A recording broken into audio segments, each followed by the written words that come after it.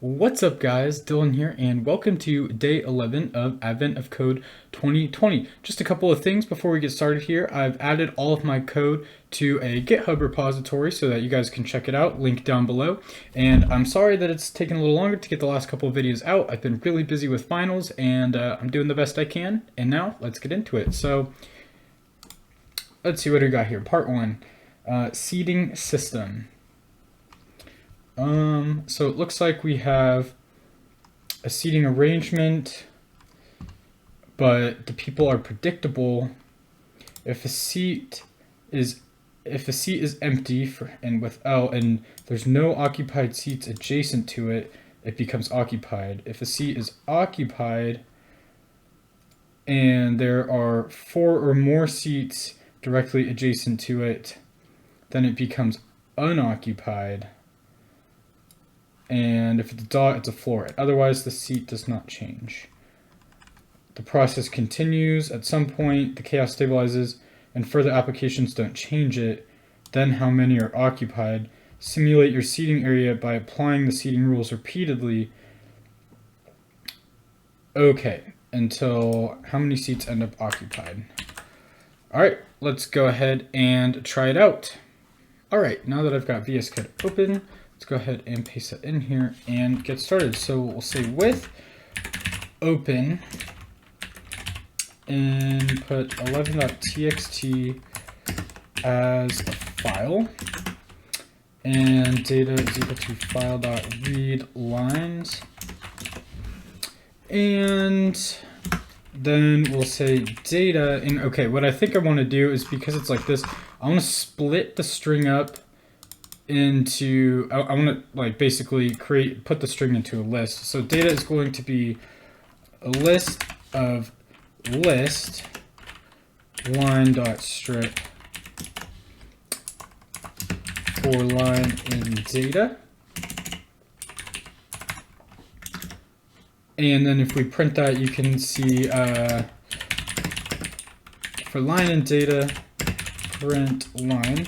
If you print that, then you can see we've split each line up like this. So now it's a list instead of just a string. And okay, the first thing we're going to have to do is be able to determine at the very end, get the number of occupied seats. So we'll say get num.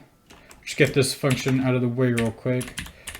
I think this one is going to be broken up into several parts because we have to do a lot of checking. So let's just see what we got here. So get num occupied for I in length range, for I in range length data, and for j in range length data I.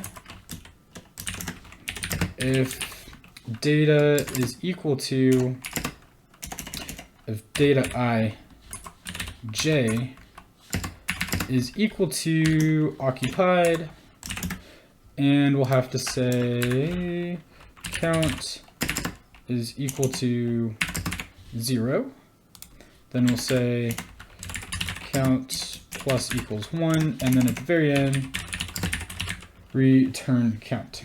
Okay, and then we'll need, so def, we'll say def, I think we're going to have one function to calculate the amount of seats adjacent to a position, and then a function to apply the rules, because there's going to be a lot of checking, and if we do it all in one function, it's get long. So we'll say def get adjacent count, and we'll give it a position, a row, and a column.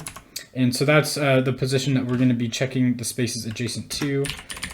And then I think we can also say def run rules. So whatever the current configuration of data is, this will apply the rules to it. And then def get final count. So here's where like the solution is going to be get final count. And so we need to check basically if our current arrangement is equal to the previous arrangement, I think. So we'll say prev is equal to data, But if we just say prev is equal to data, if we modify data, it'll modify prev as well, I think, because of the way that lists are in Python. So we need a distinct copy. So I think we can do data.copy. So that way, if we modify data, it won't modify prev.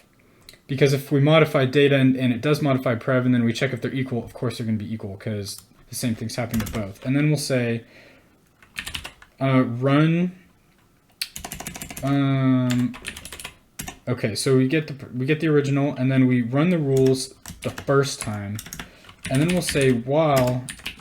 So run rules will update data with the new arrangement, and so we'll say while data is not equal to prev. Prev standing for previous, then prev is going to be equal to data.copy again. And the reason why we do this out here is because we have to run the rules once before we check if they're equal. Prev is equal to data.copy once again, and then run rules. And then once they are the same, so nothing's changing anymore, then return get num occupied, I think. So at the very end, return, like after it's stabilized, get the number that have been occupied.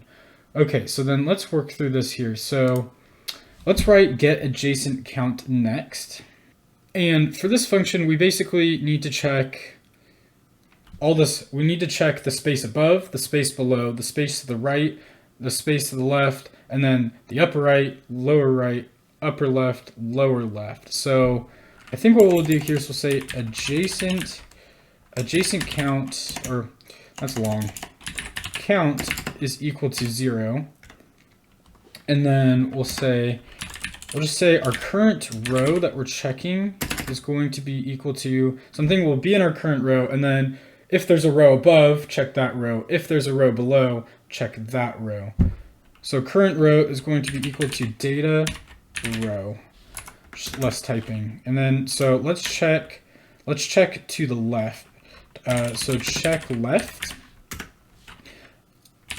And then, so we'll say if column is greater or if column -1, so this is the space directly to the left of where we are. If column -1 is greater than or equal to 0, if column -1 is greater than or equal to 0, if current row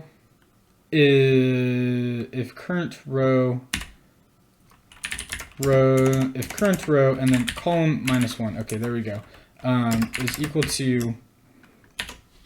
is equal to occupied, then count plus equals 1.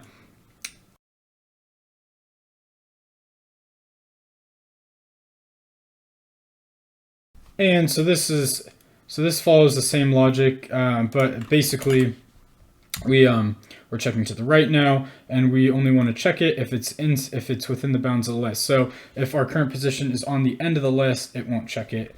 And then so we could say now we need to check the rows above. So then we need to say for above, and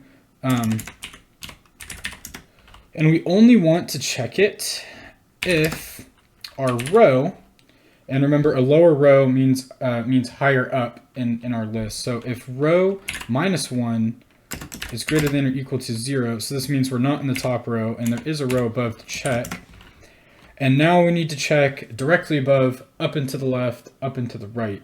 So we can say if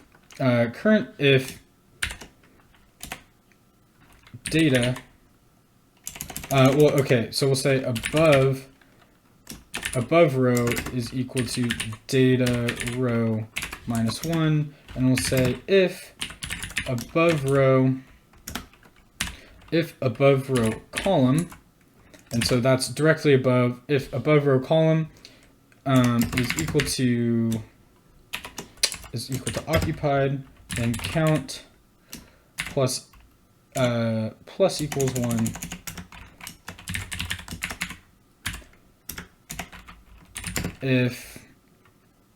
And then we have to check And then here, then now we'll check the left side. So then if, we'll have to say if call minus 1, kind of the same logic as before, if call minus 1 is greater than or equal to 0, then if above row call minus 1 is equal to that count plus equals 1, and if, let's make this a little easier to read, and then we'll say if call plus 1 is greater than or is less than or equal to len of above row, if above row call plus 1 is equal to occupied, then count plus equals 1. And now we'll do the, and so what this does is this only checks the left side up and to the left if we're not all the way on the left end. So this way we're not going out of bounds. And now I'll go ahead and do the same thing, following the same logic for below.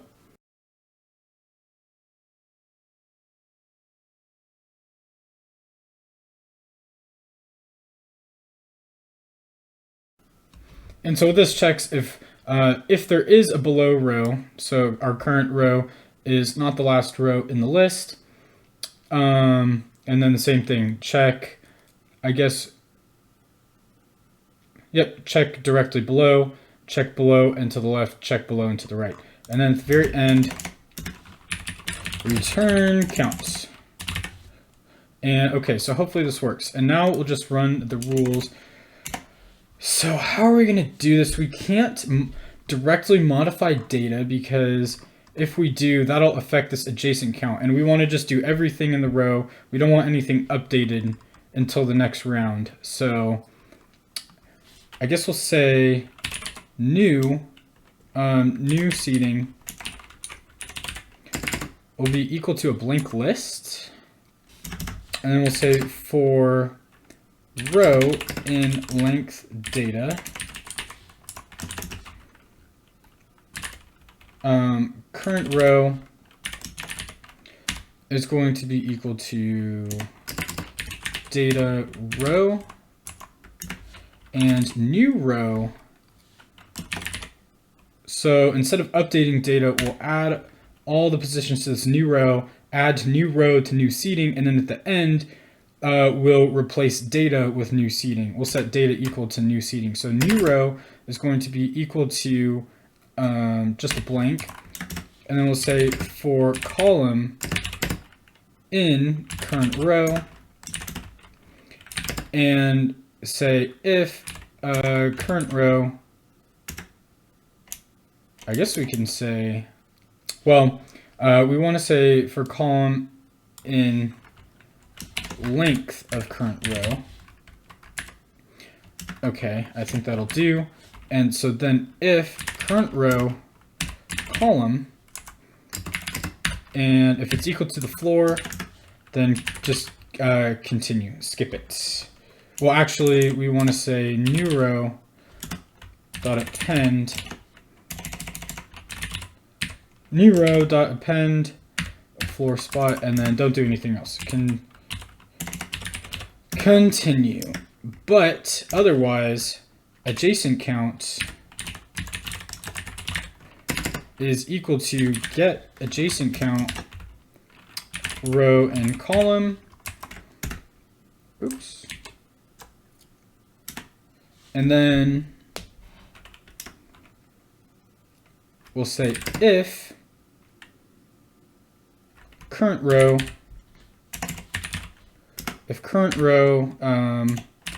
column is equal, so if it's empty and adjacent count is equal to 0, then in this case, new row dot append an empty spot. So basically we're going from empty to occupied. I meant to say occupied spot. Else if, well, make this more readable for you guys. Else if current row column is equal to occupied, and what did they say? They said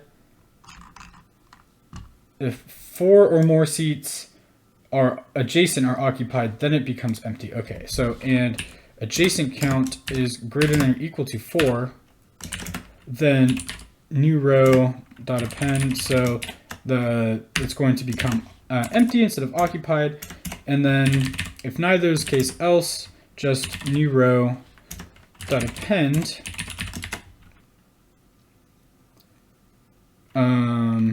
current row column, and then at the very end here, oh, and then at the end of this, for loop, the first for loop, we'll have to say new row or new seating dot append new row. So we'll figure out the new seating row by row based off the old seating, and then we can just say data is equal to new seating. But it doesn't like that. Why? For some reason it can see data here, but it doesn't see data down here. Okay, let's try something else. For I in range length data, we'll just update the row directly. Okay, this works. Data I is equal to new seating I. So kind of workaround away for updating data. Okay, so I think that's it. Fingers crossed, right? So let's go ahead and print get final count. And int is not iterable. Let's see. Line 58, what's going on here? And we need to say in range length data, and for column in, you guys probably already know this again already, range, and let's see if that works here. Let's see, out of range in current, and that's line 23.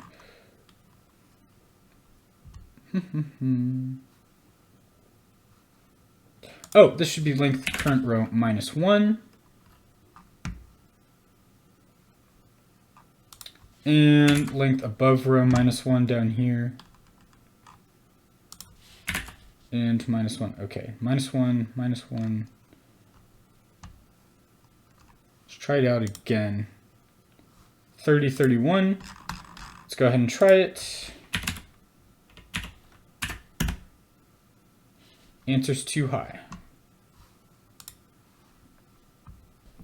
Alrighty guys, and after quite a bit of debugging and trying to figure out what's going on here, I think I finally figured out what it is, and it has boiled down to right here in counting the numbers below. When I copied this over, I forgot to make this row +1 and below row being row +1. So we were kind of technically checking the above row again, and so I think that's what was leading to our errors. So if we go ahead and run the program now, it takes us time to run, and 2273, you can see I've already tested it to see if it helped. Let's try 2273. Okay, and there we go. So there's the right answer for part 1. So now moving along to part 2, what do we got here? So we can see people start to arrive, but they care about the first seat they can see in each of those 8 directions. Okay, so this seat sees no seats. Okay, so I think, for example, like if we look here, I think this seat here would go, okay, so it sees a seat occupied here, a seat occupied here, seat occupied here, here. So it's traveling north, south, east and west, and then northwest, northeast, southeast, southwest. So okay, so I think this is going to be pretty much the same process. If we check here, So given the new visibility method, how many seats end up occupied? Okay, so we're going to kind of rewrite these functions here just to take advantage of the new rules. So I think, well, we can reuse the run rules. Run rules will be the same. It's just how we calculate the get adjacent count. So let's write another function here for def get adjacent count, and we'll call, I don't know, part 2. Get adjacent count part 2 with a row and a column. And let's see what we need to do here. So what I think we need to do is, given the place that we start in the list, we need to check up, like north of it, until we hit either an empty seat or an adjacent an empty seat or an occupied seat, and then south, and then east, west, and then along the diagonals. So, but we can stop checking either when we get to the end of the row or the direction, or we find either an empty and occupied seat. So, okay, first we'll start by saying count is going to be equal to 0. And then, well, we can kind of check these all in one go. So we're going to check, I think we can try checking all the directions at once inside of one loop.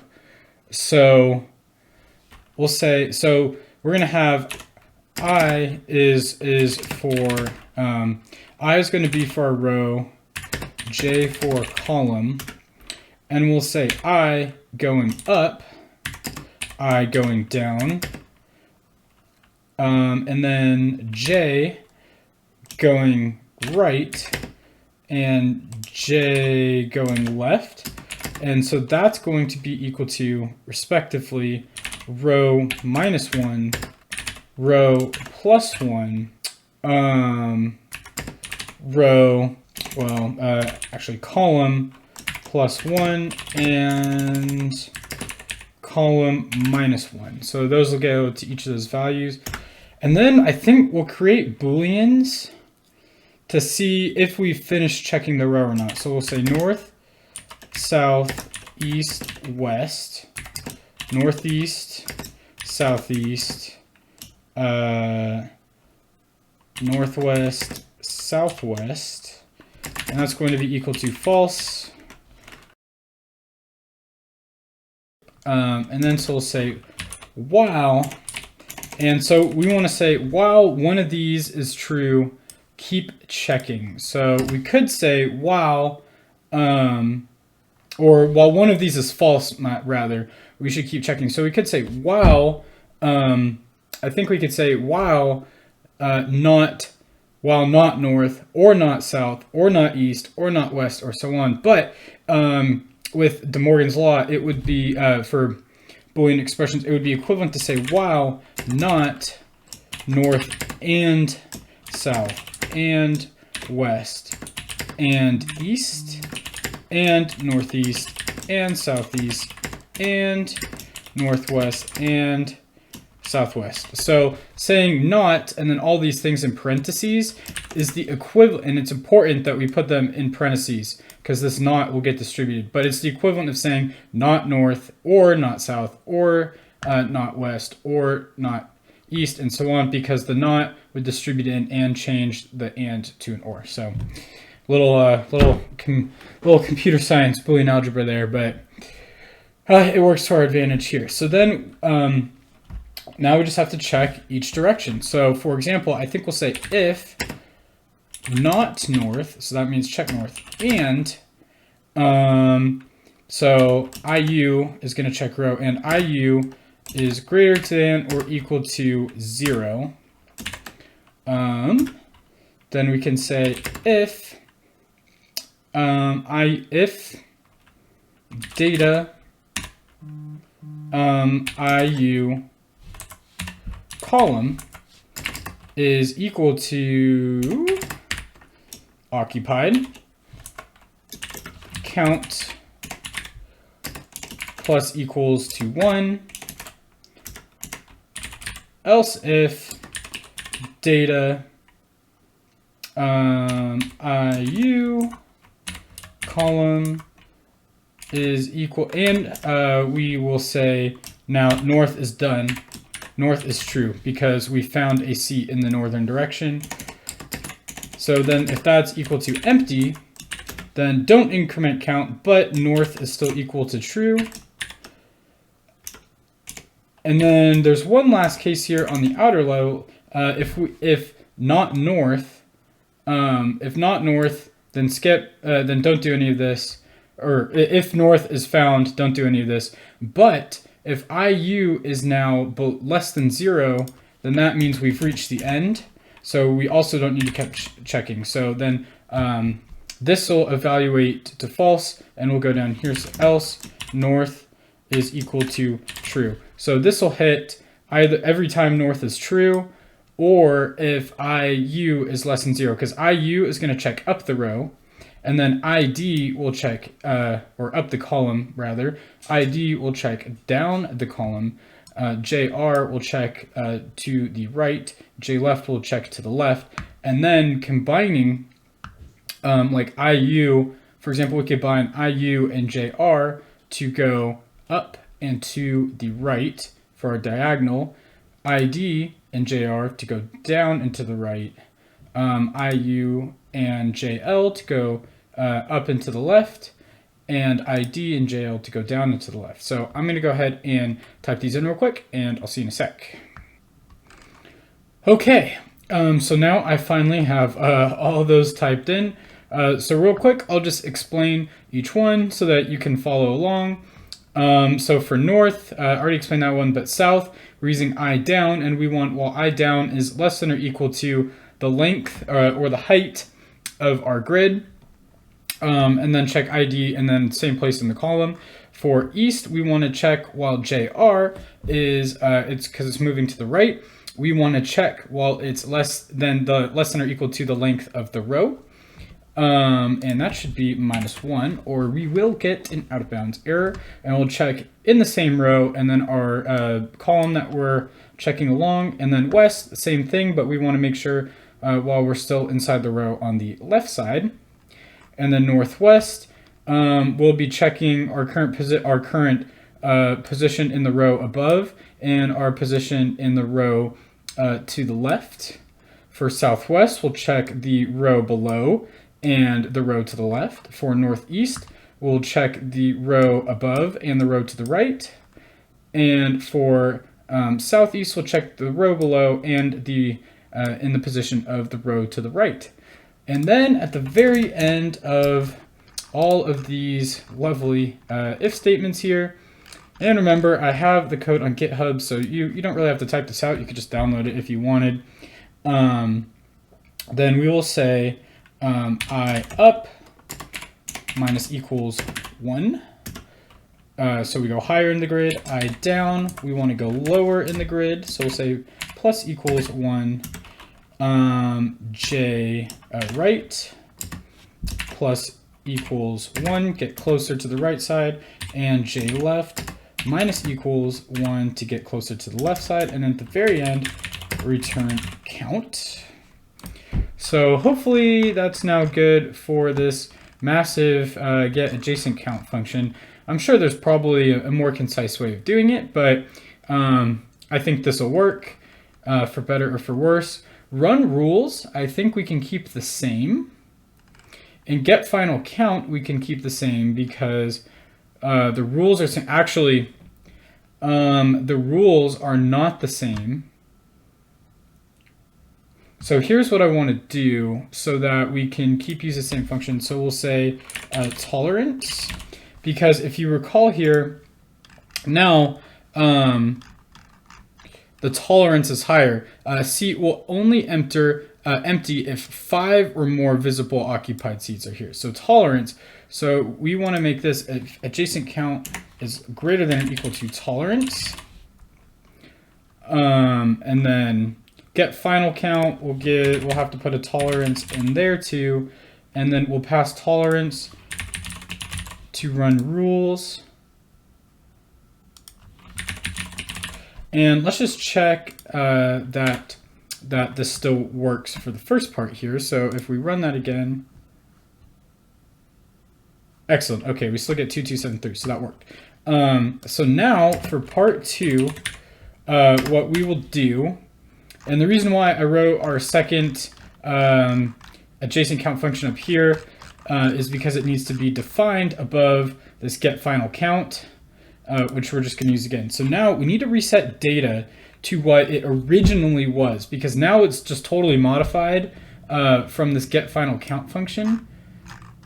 So I think what we could do is if we go up here, we could say original is equal to data.copy. So we'll just store a copy of the data in the original. So that way when data gets modified, original stays the same. It's this original input. Our other option here would be to read the input from the file again, but we don't really need to do that. So then now we'll say data is going to be equal to original.copy. So it kind of just like resets it back, I'm hoping. So now data is there, and we will say now print get final count 5. And oh, I see an issue here, because we need to use our second get adjacent count function. Okay, so we'll say get adjacent count, or adjacent count is equal to 0, and then if tolerance is equal to 4, then adjacent count is going to equal that. Else, if tolerance is equal to 5, adjacent count is equal to adjacent count will be equal to get adjacent count part 2 row column. So hopefully this works. So okay, let's just go ahead and test it on our first function again. Okay, so that still works, and because it took actually a little while to run, I'm going to comment that out. And now let's see what we get for the final count. Hopefully we don't hit an infinite loop. Oh, and we don't. Okay, 2064. So let's go ahead and try that out. Perfect. And so that was Advent of Code 2020 Day 11. Now, once again, I'll have my code down on GitHub in a link in the description. And I'm sorry that this video is coming out later and yesterday's came out later. I've been busy with finals. I'm a college student. What can I say? But I should have day 12 out on time. So if you enjoyed, please drop a like and subscribe for more, and I'll see you in the next one.